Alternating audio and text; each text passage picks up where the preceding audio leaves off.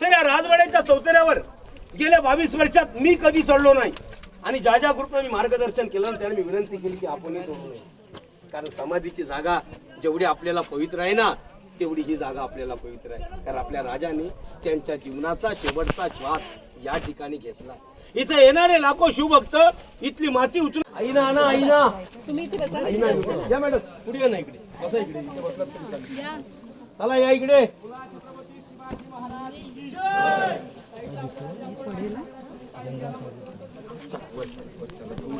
पूर्वीचे राजे असायचे ते राजे आपल्या राजधानीची शोभा वाढवण्यासाठी तरी अशा प्रकारचे मनोरे बांधायचे.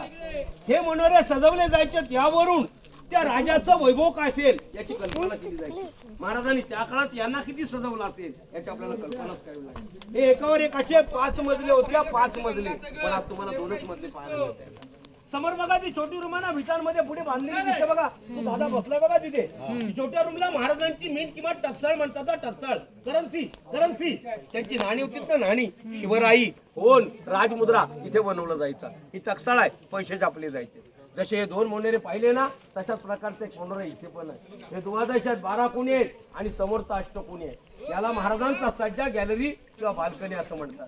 तो राजवाडा आहे ना त्याचा सज्जा आहे त्याची गॅलरी आहे. आणि जर का राजवाड्याची गॅलरी होते ना तर ही रायगडाची समोरची बाजू. आपण रोपेने आलो ना दादा मागे सर का बाळा आपण रोपेने आलो ती गडाची मागची बाजू ही रायगडाची समोरची बाजू. इथे समोर हे जे दगडांचं आयताकृती बांधकाम पाहताय ना हे इथं याच्या आतमध्ये अंडरग्राऊंड जाण्यासाठी तो एल टाईपचा दगड दिसता बघा तिकडे कोपऱ्यावर. ते एल टाईपच्या दगडाचे तिथून खाली 11 पायऱ्या आहेत. त्या उतरून आपण खाली गेलो आपण पूर्णपणे अंडरग्राऊंड सर खाली जमिनीमध्ये जातो. इथं जमिनीमध्ये गेल्यावर जमिनीमध्ये एक दगडांमध्ये बांधलेली रूम मिळते.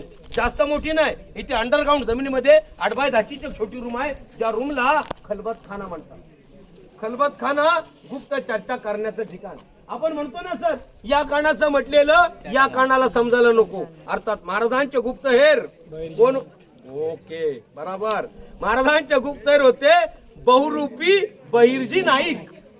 वेषांतर करण्यात एवढे माहीर होते म्हणे की मोगलांच्या छावणीत जाऊन राहायचे त्यांचंच खायचे आणि अचूक वार्ता महाराजांना द्यायचे. म्हणून महाराज नेहमी म्हणायचे की बहिर्जी हा माझा 3रा डोळा आहे. मध्यंतरी शाळेच्या स्कूल शैक्षणिक स्थळी चालू होत्या एका मुलीने मला सुंदर प्रश्न विचारला. ते म्हणले की काका मला बहिर्जी नायकांचं कॅरेक्टर इतिहासामधलं खूप आवडतं आणि बहिर्जी नायकांचं जे मला वाचायला मिळतं ते मी वाचते. पण मला बहिर्जी नायकांमुळे स्वराज्यात काय एखादा स्वराज्याला कुठला तरी एखादा झालेला फायदा अति महत्वाचा फायदा झालेला एखादं उदाहरण सांगाल का. तर मी त्याला सांगितलं अफजल खानाच्या वधाच्या वेळेस सगळ्यात मोलाचं सहकार्य होतं बहिर्जी नायकांचं. आणि जर स्वराज्याला फायदा म्हणाल तर सुरतेची जी लूट झाली ना त्या लुटीत जर सगळ्यात मोलाचा वाटा कुणाचा असेल तर तो बहिर्जी नायकांचा होता. कुठल्या सराफाकडे कुठल्या इंग्रजाकडे किती खजाना आहे कुठं ठेवलाय कसं जायचं कसं यायचं इतंभूत माहिती राजांकडे जी पोचवली बहिर्जी नायकांनी. हा स्वराज्यातली सगळ्यात मोठी लुटीचा फायदा बहिर्जी नायकांमुळे झाला होता. आणि या बहिर्जी नायकांबद्दल सांगायचंच म्हटलं ना ताई या बहिर्जी नायकांबद्दल सांगायचंच म्हटलं ना मॅडम तर बहिर्जी नाईक मरेपर्यंत बहिर्जी नायकोच्या बायकोला बहिर्जी नाईक मरेपर्यंत कळलं नाही की माझा नवरा महाराजांच्या हिंदवी स्वराज्यामध्ये गुप्त हेराची प्रमुख पदाची धुरा सांभाळतोय. त्याच्या बायकोला मरेपर्यंत कळलं नाही. हे राजांचं जो गुप्तहेर खात होतं त्या काळातलं की त्या माणसाने स्वतःच्या बायकोला कळू दिलं नाही की मी स्वराज्यात काय काम करतो ते. त्या बहिर्जी नायकावर चर्चा केली जायची या खलबतखान्यात. हा जो 200 फूट लांबीचा चौतर आहे ना ज्यावर तुम्ही बसलेलात काही जण उभे आहात दफ्तरखाना म्हणजेच एक ऑफिसचा प्रकार. दफ्तरखान्याच्या पुढे बघा तो आयताकृती चौतर आहे. सदर म्हणतात तिला. सदरेवर बोलवलंय. सदर म्हणजे खास लोकांची मिटिंग भेटीगाठी होण्याची जागा. पुढे जाणार आहोत ती राजसभा जिथे राज्याभिषेक झालाय ना ती जागा पुढे आहे.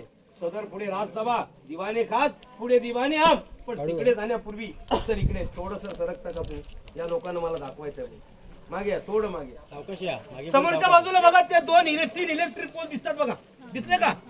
3रा बघा झाडांमध्ये दिसतोय. तो 3रा इलेक्ट्रिक पोल आहे ना त्याच्याही पुढे आणखीन 4 इलेक्ट्रिक पोल जावं लागतं. म्हणजे राणीवशाच्या मागे 1.5 किलोमीटर चालत जावं लागतं.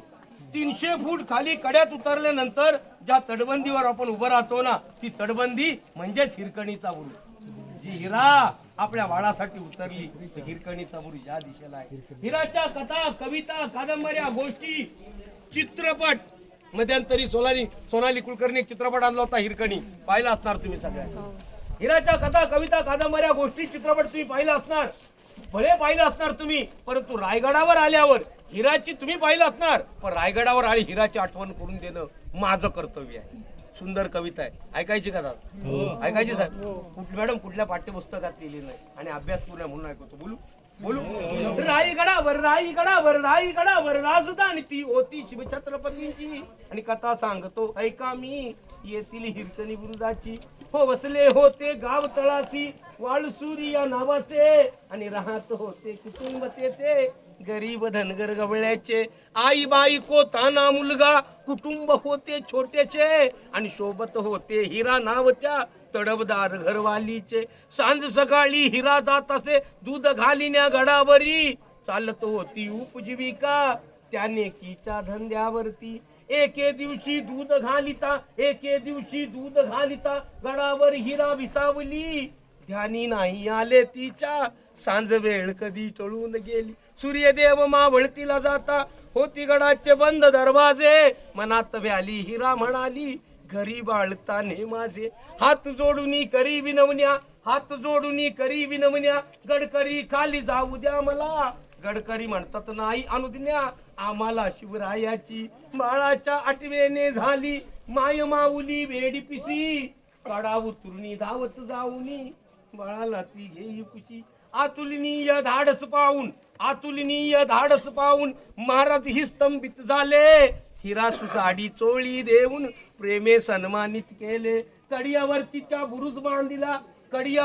बुरुज बांधिला साक्ष आईच्या प्रेमाची, आणि कथा अजूनही ऐकू येते येथील हिरकणी बुरुजाची. मी कथा अजूनही ऐकू येते येथील हिरकणी बुरुजाची.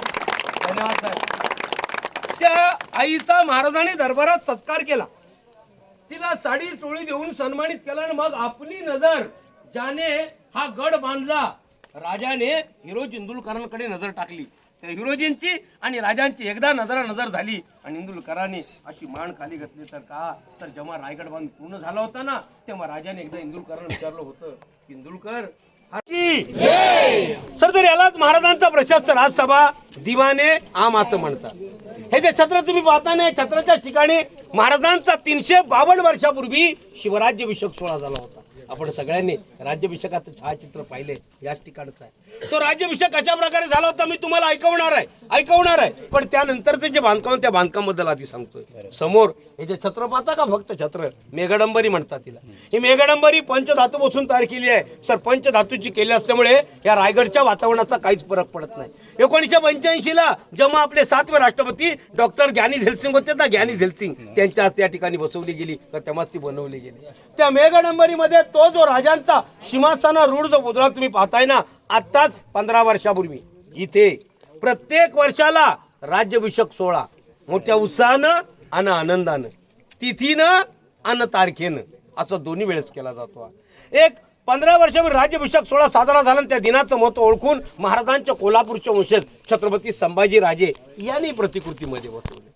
तो खालचा सिमेंटचा चौतारा श्री शिवाजी रायगड स्मारक मंडळ पुणे यांच्या वतीने 1926 साली बांधलाय. मध्ये पाहण्यासाठी जागा आहे बघा, त्या खिडक्यांमधून मध्ये पाहिल्यावर मध्ये तुम्हाला एक दगड पाहायला मिळतो. तो दगड इथं खूप महत्वाचा आहे, कारण त्या दगडावरती महाराजांचं 32 मण सोन्याचं सिंहासन होतं. 1 मण म्हणजे 40 किलो, 1 मण म्हणजे 40 किलो असं 32 मणाचं सोन्याचं सिंहासन होतं. आणि तेच आपल्या राजांचा 6 जून 1674ला राज्याभिषेक सोहळा झाला. आपण सगळ्यांनी राज्याभिषेकाचं छायाचित्र पाहिलंय ना साहेब सगळ्यांनी. आणि मी म्हणतो या माती ज्याने जन्म घेतलाय ना, त्या सगळ्यांनीच राज्याभिषेकाचं चित्र पाहिलंय. त्या चित्रामध्ये एक व्यक्ती तुम्हाला तिथेच इथे या बाजूला पलीकडे टोपी काढून महाराजांना मुद्रा करताना दिसले.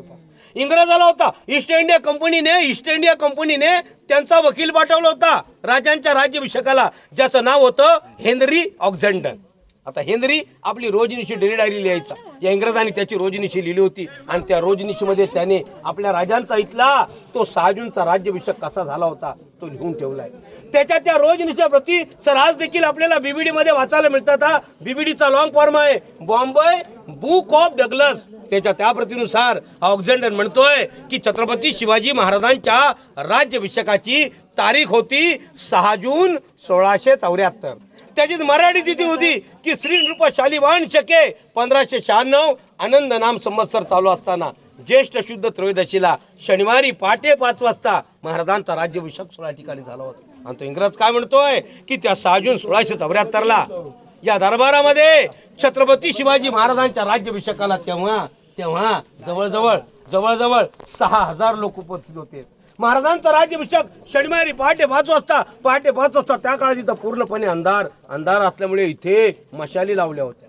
आता मशाली लावल्यामुळे त्या मशालीच्या उजेडामध्ये त्या काळातली ती पैठणी कापडातली 6000 लोक त्या मशालीच्या उजेडात आपणास कशी वाटत असतील याची थोडीशी कल्पना करूया. याच्या अगदी पुढे म्हणतोय की महाराज नेहमी सकाळी उठल्याच्या नंतर त्या जगदीश्वराचं दर्शन घ्यायचं होता. महाराज राज्याभिषेकाच्या दिवशी जगदीश्वराला विसरले नव्हते. ते पहाटे 4 वाजता जगदीश्वराचं दर्शन घेऊन जेव्हा नगारखान्यातून मध्ये येतात, या नगारखान्याच्या दोन्ही बाजूला सरदार मंडळी रांगेत उभी होती. त्या सरदारांनी खाली वाकून असा महाराजांना मुजरा केला होता.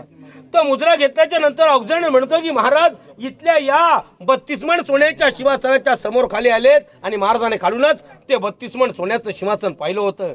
आणि इंग्रज म्हणतोय की त्या 32 मण सोन्याच्या सिंहासनाकडे पाहता क्षणाला राजांचं हृदय भरून आलं होतं आणि ते त्यांच्या चेहऱ्यावरती दिसत होतं.